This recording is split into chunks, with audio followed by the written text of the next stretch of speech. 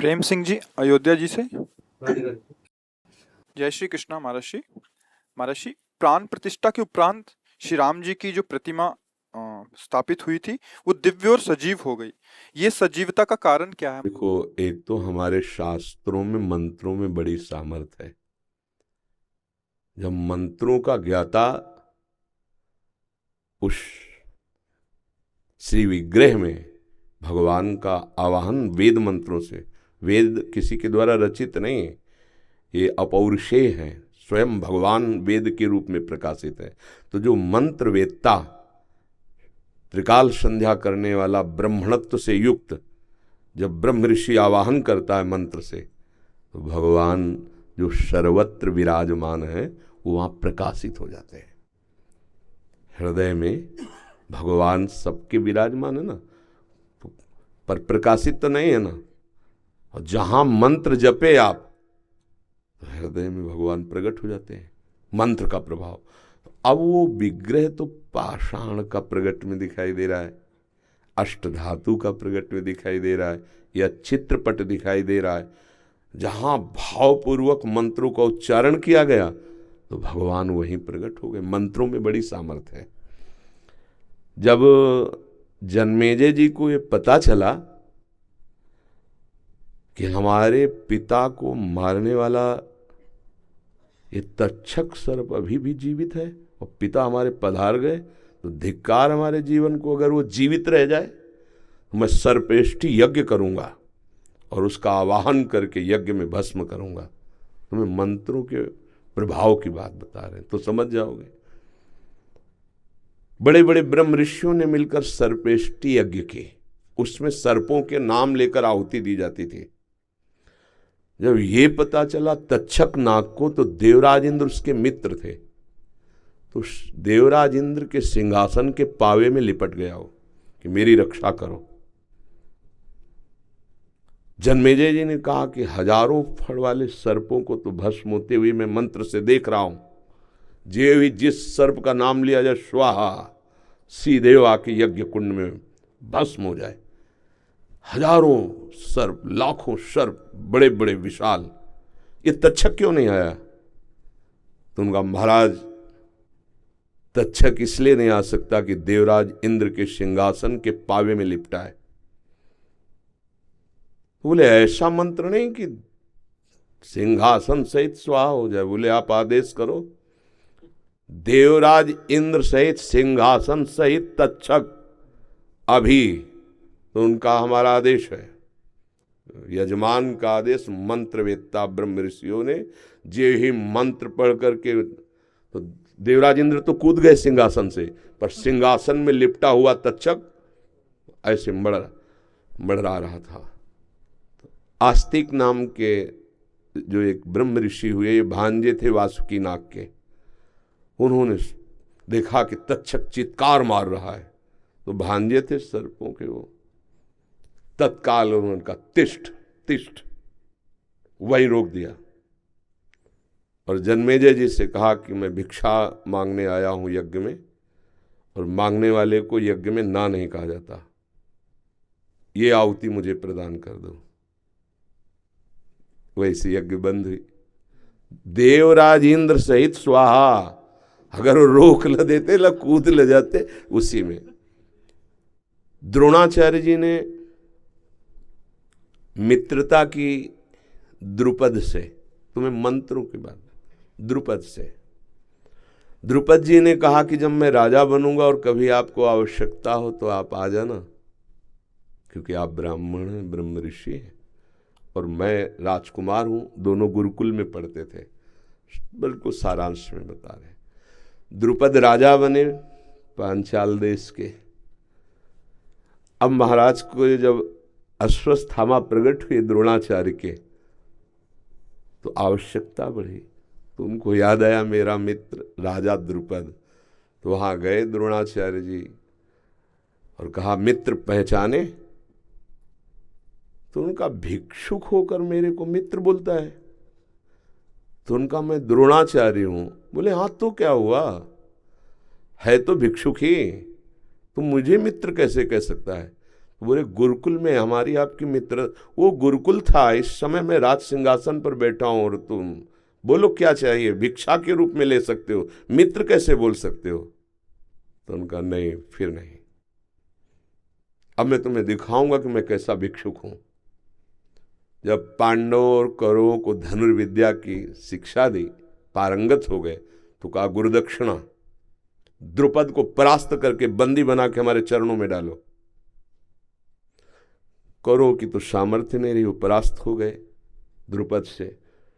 पर अर्जुन, उन्होंने कहा गुरुदेव ये गुरुदक्षिणा अभी कुछ ही क्षणों में, दिव्यास्त्रों के ज्ञाता और पांचों भाई केवल, कोई सेना नहीं, परास्त करके द्रुपद को बंदी बना के डाल दिया द्रोणाचार्य के चरणों में।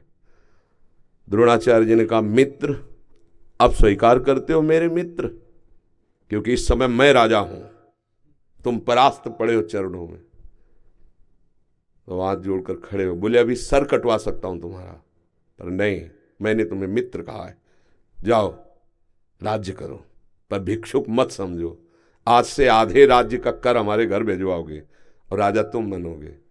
द्रुपद को बहुत अंदर क्रोध हुआ, पर स्वीकार कर लिया सब कुछ। अब वो इस बात में खोज रहे थे कोई मंत्रवेत्ता मिले जो द्रोणाचार्य का सर काटने वाला पुत्र पैदा कर सके। तो जब ऐसी बात करते तो ब्रह्म ऋषि जन ना कर देते। दो ऐसे ब्राह्मणत्व से युक्त मिले जिन्होंने तो यज्ञशाला से द्रोणाचार्य जी के वध का संकल्प करके हवन करने से दृष्टद्युम्न पैदा हुआ, द्रौपदी जी पैदा हुई। सुना है आपने? मंत्रों में इतनी सामर्थ्य है। फिर भगवान, वेद तो स्वयं भगवान का स्वरूप है, और उन मंत्रों का जो उच्चारण करके आवाहन किया जाता है तो निश्चित भगवान उस विग्रह में प्रकाशित हो जाते हैं। मंत्रों में बड़ी सामर्थ्य है। ये लाला बाबू हमारे वृंदावन के महान संत हुए, पहले बहुत बड़े सेठ कलकत्ता के थे। तो उन्होंने श्री राधा मोहन चंद्रमा नाम के ठाकुर जी विराजमान किए। तो जब प्राण प्रतिष्ठा हुई तो परीक्षा के लिए मक्खन ऐसे रखा तो पिघल कर बहने लगा, क्योंकि ताप तभी होगा जब प्राण प्रतिष्ठित।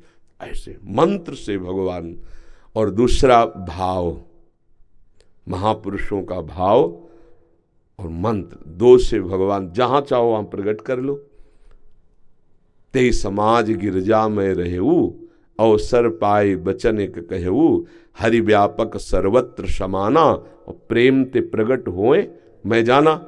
यदि मंत्र नहीं आता तो प्रेम हो तो भगवान प्रकट हो जाएंगे, नहीं तो मंत्रवेत्ता। अब जैसे प्रेम, प्रेमी जन भगवान की छवि को लिए, विग्रह को, और छाती से लगा लिए, और भाव में तो प्राणों से प्राण, हृदय से भगवान, बिल्कुल प्राण प्रतिष्ठा हो गए। जैसे महाभागवत प्रेमी जन, जैसे मीरा जी, मेरे तो गिरधर गोपाल, तो साक्षात गिरधर, पूज्य राधा बाबा छवि में ठाकुर जी, साक्षात वहाँ प्राण प्रतिष्ठा भी मंत्रों द्वारा नहीं कराई, भाव द्वारा।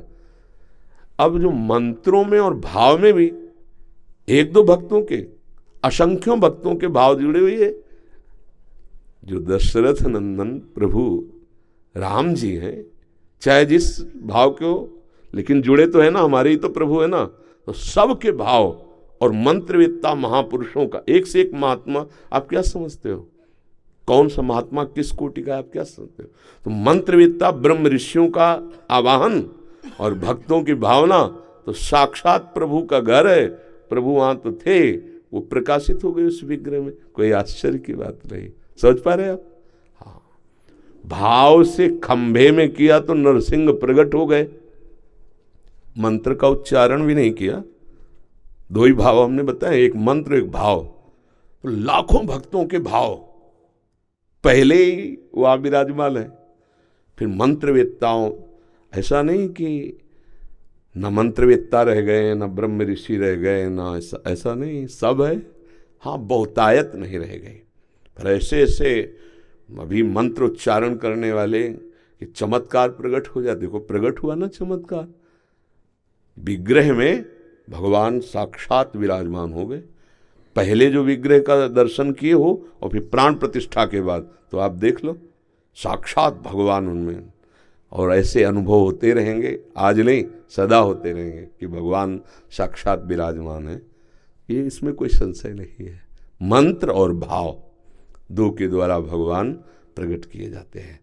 जैसे हृदय में भी जो मंत्र नहीं जप रहा, नाम जप नहीं, जिसके भाव नहीं, तो भगवान भाववश्य भगवान जहाँ कहीं भी देखो।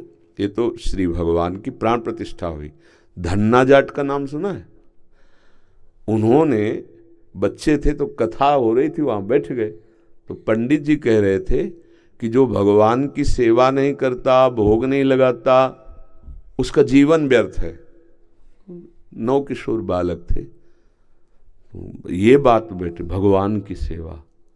तो एक दिन पंडित जी कथा के पहले वो अपने ठाकुर सेवा करते, तो वहाँ पहुँच गए, देखा ठाकुर सेवा, और रोने लगे, हमको भी ठाकुर जी दे दो, गुरु जी हमको भी ठाकुर जी दे दो। उन्होंने देखा बच्चा है, ठाकुर जी की बात कह रहा है। उनका कथा के बाद 7 दिन कथा हो जाने के बाद वो इंतजार करते रहे। 7वें दिन वो सब अपनी सामान बांधे और घोड़े पे चलते थे उस समय। तो वो रास्ते में पीछे, गुरु जी आप कह रहे थे भगवान दे देंगे कथा के बाद। उनके मन में दया आई कि बच्चा है क्या, तो अपने शालिग्राम भगवान विराजमान को भांग का बट्टा, भांग खाते थे तो वैसे बोले तुम्हें छोटे ठाकुर चाहिए कि बड़े ठाकुर? तो बच्चे थे, उनका बड़े ठाकुर चाहिए, तो भांग का बट्टा दे दिया। अब देखो कुछ नहीं, भांग बांटने वाला, बस वो भाव कर लिए ना मेरे। अब गरीब घर में थे तो बाजरे की रोटी, माँ 1-2 रोटी ऐसे ठाकुर जी को।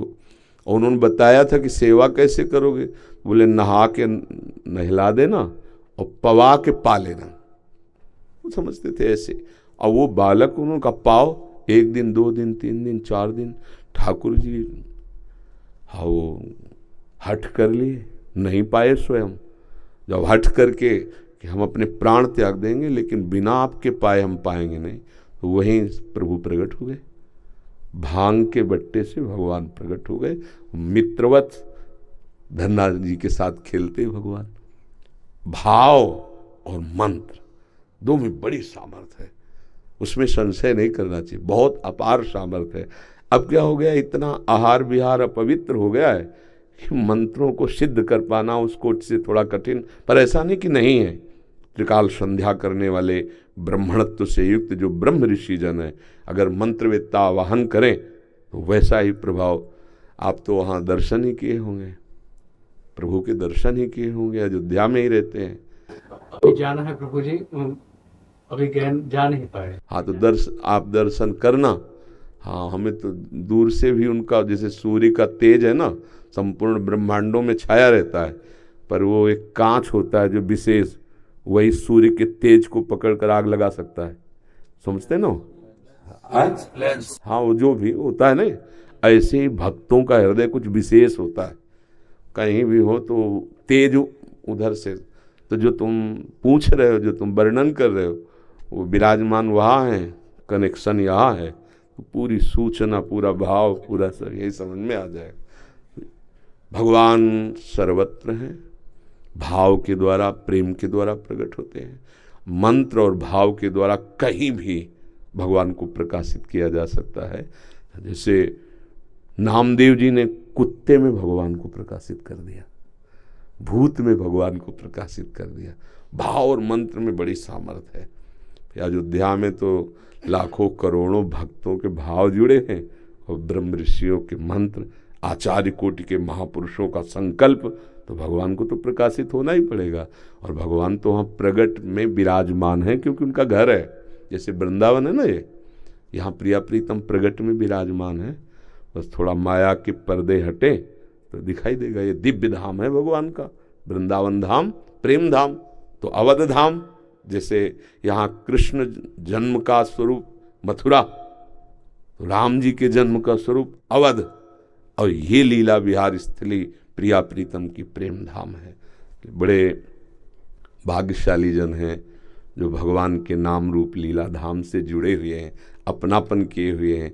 ये यहाँ भी भगवान है, बस यहाँ के भगवान प्रकट हो जाए, निहाल हो जाए।